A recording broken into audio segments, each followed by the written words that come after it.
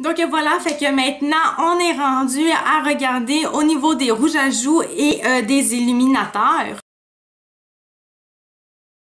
Donc, ça va selon notre carnation et ça va selon notre type de peau. Si vous avez une peau à tendance grasse, vous êtes mieux d'aller prendre vraiment en poudre parce que là, la tenue va être vraiment beaucoup plus intéressante pour votre cas. Et aussi, il y a le fait que si vous prenez un fard à joues texture gel, ben ça va illuminer votre peau. Donc, vous n'allez pas aimer ça non plus. C'est vraiment la poudre qui est la meilleure texture. Et si vous avez une peau sèche, allez prendre quelque chose plus en gel. Et si vous mettez de la poudre par-dessus votre peau qui est déjà sèche d'avant, ça va tout aller dans vos huiles puis vous trouverez ça vraiment pas beau. La tenue sera pas extra non plus. Ça sera pas vraiment, là, vous allez pas aimer ça. Donc, allez prendre ça en texture gel, crème. Je pense que c'est même plus crème. En tout cas, il y a le gel puis il y a le crème. Donc, allez dans ces textures-là. C'est méga important. Sinon, pour ce qui est de la couleur en général, le rose est très apprécié. C'est sûr que, bon, pour les peaux noires, ça sera pas nécessairement du petit rose. Ça va peut-être être pour vous du rose, pas du rose. Des couleurs qui vont être plus flashy que ça. Donc là, je vais vous en dire. Peau noire et métissée. Fuchsia. Prune, orangé, cuivré, puis encore rosé, mais rosé, je pense, ça dépend de quel genre de rose, parce que vu que vous avez de la peau noire, il faut quand même que ça soit un petit peu plus intense pour que ça paraisse. Rendu là, si ça fait beau pour vous le rosé, c'est tant mieux. Sinon, pour le reste, les personnes qui ont une peau claire, on va aller vers, moi j'aime beaucoup le rosé, on va pouvoir aller dans le pêche et on va pouvoir aller dans le matcha, que je sais pas c'est quoi la couleur, donc je vous l'installe là. En revanche, si vous avez le teint qui est clair, mais vous avez des rougeurs, le rose, c'est pas dramatique, mais moi, pour avoir de la coupe rose en fer, j'avoue que quand j'ai beaucoup de rougeur, j'aime beaucoup plus aller vers les tons pêche, parce que ça va vraiment aller casser mon problème justement de rougeur. Sinon, pour les personnes qui ont le teint plus olive, le rosé c'est très bien aussi. Des couleurs nacrées, ça peut être très beau sur vous.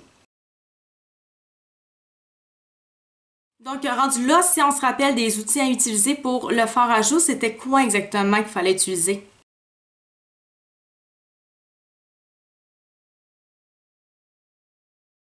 Donc, moi, j'ai une palette que j'aime beaucoup, c'est celle-ci. Donc, moi, j'aime bien mélanger ces deux-là en général. Fait que c'est ça que moi, je vais faire.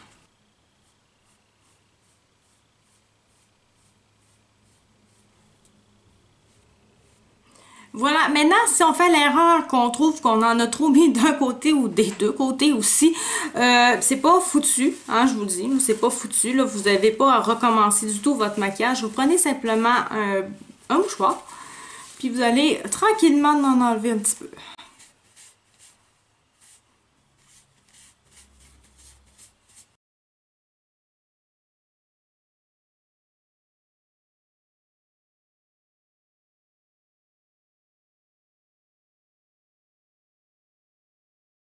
Là, je dirais pas les marques parce que ça sert à rien, donc je vais aller me prélever de l'illuminateur. Donc, les endroits où est-ce qu'on peut en mettre, c'est ici, alentour de notre œil, dans le coin externe. Donc, on s'en va en dessous de notre œil, juste en haut de notre blush. Et on monte comme ça. Là, le but quand même, c'est d'essayer que ça fasse quand même un peu naturel. Donc, il faut que ça se fonde avec notre fond de teint. On remarque, c'est pas grave, ça va selon ce qu'on veut faire aussi, là.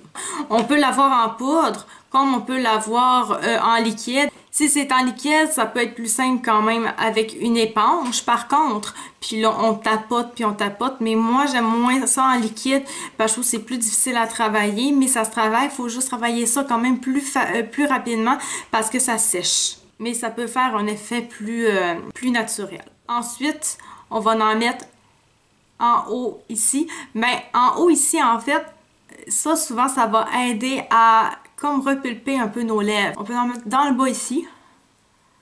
Là je vais en mettre sur mon museau, mais en fait c'est sur le nez carrément qu'on peut en mettre. Et on peut en mettre sur notre nez.